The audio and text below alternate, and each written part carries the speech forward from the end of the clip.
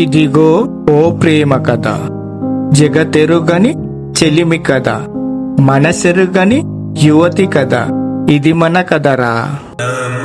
శివాయ నమ శివాయ నమ శివాయ. సృష్టికి మూలం హిందూ ధర్మం. విశ్వాంబరమై వెలిగే తేజం మనదే మనదే మనదేలే. ఇది సనాతనం, అతి పురాతనం. మనదే మనదే మనదేలే. ఎందుకంటే ఆడవాళ్లకు మోసం చేయడం, అమాయకులైన మగాళ్లకు మోసపోవడం అలవాటైపోయింది అంది నెలవంక పెట్టారు. ఏంది పోరి, మీరిద్దరే మాట్లాడుకుంటున్నారు? అంత రహస్యమేంది, నాకు చెప్పవా ఏంది అన్నాడు జలధారి. దాచిపెట్టేంత ఏముంది, నువ్వు నాకు కాబోయే పెడిమిటివి అంది నేత్రాంబిక. కాబోయే పెడిమిటి అంటున్నావు, దూరంగా వెళ్ళి నువ్వు గా నెలవంక పిట్ట మీరిద్దరే మాట్లాడుకుంటున్నారు అన్నాడు జలధారి. అదేం లేదు, ఊరికే దానికి బుర్ర తక్కువ, ఎవరితో ఏం మాట్లాడాలో తెలియదు, అందుకే దానికి సమజాయిస్తున్నా అన్నది నేత్రాంబిక.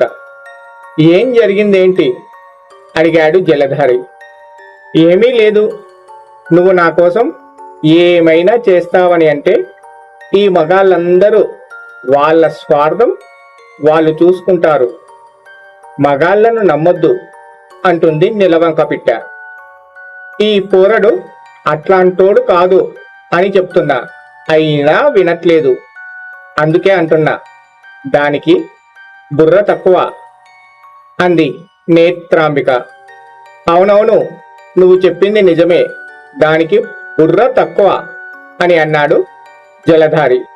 చూసినవా, నీకున్న తెలివి దానికి లేదు అంది నేత్రాంబిక. నిజంగా నా పోరి బంగారం అన్నాడు జలధారి. ఒరేయ్, దాని మాటలు వింటే నాశనమైపోతావురా అంది దూరం నుంచి నెలవంక పిట్ట. గదేదో అంటుంది, నీకేమైనా వినిపించిందా పోరి అన్నాడు జలధారి. దాని మాటలేం పట్టించుకోకు, అదో పిచ్చిదని చెప్పాను కదా, నువ్వు ముందు నా కోసం ఒక పని చేసి పెట్టాలని చెప్పిన కదా, చెత్తవా అంది నేత్రాంబిక. ఏం పని చెయ్యాలో చెప్పు, చిటికెలో చేత్తా అన్నాడు జలధారి. నాకు తెలుసు, నేనంటే నీకు పానమని, నా కోసం ఏమైనా చేస్తావని అంది నేత్రాంబిక.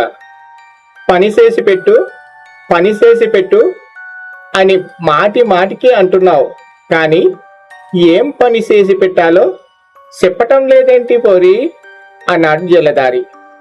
అంతలోనే ఎవరైనా ఉన్నారా, ఎవరైనా ఉన్నారా అని అరుచుకుంటూ అక్కడికి వచ్చింది రామచిలుక. రామచిలుకను చూస్తూనే, ఏ రామా, ఎందుకలా అరుస్తున్నావు, ఏం జరిగింది అడిగింది నేత్రాంబిక. నేత్ర, నువ్విక్కడే ఉన్నావా అంటూ చెట్టు కొమ్మపై వాలింది రామచిలుక. మాట్లాడే చిలుకను చూసిన జలధారి, కోసి గమ్మత్తుగా ఉందే, గా పిట్ట ఒక్కతే మాట్లాడుతుంది అనుకున్నా, ఈ చిలుక కూడా మాట్లాడుతుందే అన్నాడు జలధారి. నువ్వాగు, రాముడు ఏదో చెప్పాలనుకుంటున్నాడు అంది నేత్రాంబిక. ఓహో, దీని పేరు రాముడన్నమాట, పేరు భలేగుంది అన్నాడు జలధారి. నిన్ను మాట్లాడొద్దని చెప్పానా, కొద్దిసేపు నువ్వు మౌనంగా ఉండు అంది నేత్రాంబిక. సర్లే, అందరితో నువ్వే మాట్లాడుతానంటావు అంటూ దూరంగా వెళ్ళాడు జలధారి. అతనెవరో దూరంగా వెళ్ళిపోతున్నాడు, కోపం వచ్చిందేమో అంది రామచిలుక. అతని గురించి పక్కన పెట్టు, ఇంతకు నువ్వేంటి అంత ఆగమాగంగా తిరుగుతున్నావు? ఎవరైనా ఉన్నారా అని అంత గట్టిగా అరుస్తున్నావు? ఏం జరిగింది అడిగింది నేత్రాంబిక. నేత్ర, నువ్వు మాయాధరుడిని చూశావా అడిగింది రామచిలుక. మాయాధరుడు ఎప్పుడు నీతోనే ఉంటాడుగా, నీకు తెలియకుండా అతనెక్కడికి పోడే అంది నేత్రాంబిక. నువ్వన్నది నిజమే నేత్ర, కాని మాయాధరుడు కనిపించడం లేడు. నువ్వేమైనా చూశావా అంది రామచిలుక. చాలాసేపటి నుంచి నేను ఇక్కడే ఉన్నాను, మాయాధరుడు ఇటువైపు రాలేదు అంది నేత్రాంబిక. మధ్యలో కల్పించుకుంటూ మాయాధరుడంటే ఎవరు అని అడిగింది నెలవంక పిట్ట. నెలవంక పిట్టని చూసి ఆశ్చర్యపోయింది రామచిలుక. ఈ పిట్ట ఎవరు, నాలాగే మాట్లాడుతుంది అంది రామచిలుక. నా పేరు నెలవంక పిట్ట, నేను నీలా మాట్లాడగలను అంది నెలవంక పిట్ట. నిన్ను నేను నెలవంక అని పిలుస్తా అంది రామచిలుక. నువ్వెలా పిలిచినా పలుకుతా అంది నెలవంక పిట్ట. నువ్వు మాయాధరుణ్ణి చూశావా అని అడిగింది రామచిలుక. చూశాను అంది నెలవంక పిట్ట. నీకు మాయాధరుడు తెలుసా ఆశ్చర్యంగా చూస్తూ అడిగింది నేత్రాంబిక. తెలుసు అంది నెలవంక పిట్ట. ఎలా అంది నేత్రాంబిక. ఆ విషయాలన్నీ తరువాత మాట్లాడుకుందురు గాని నెలవంక, నువ్వు మాయాధరుణ్ణి ఎక్కడ చూశావు అని అడిగింది రామచిలుక. నది ఒడ్డున ప్రమదతో అంది నెలవంక పిట్ట.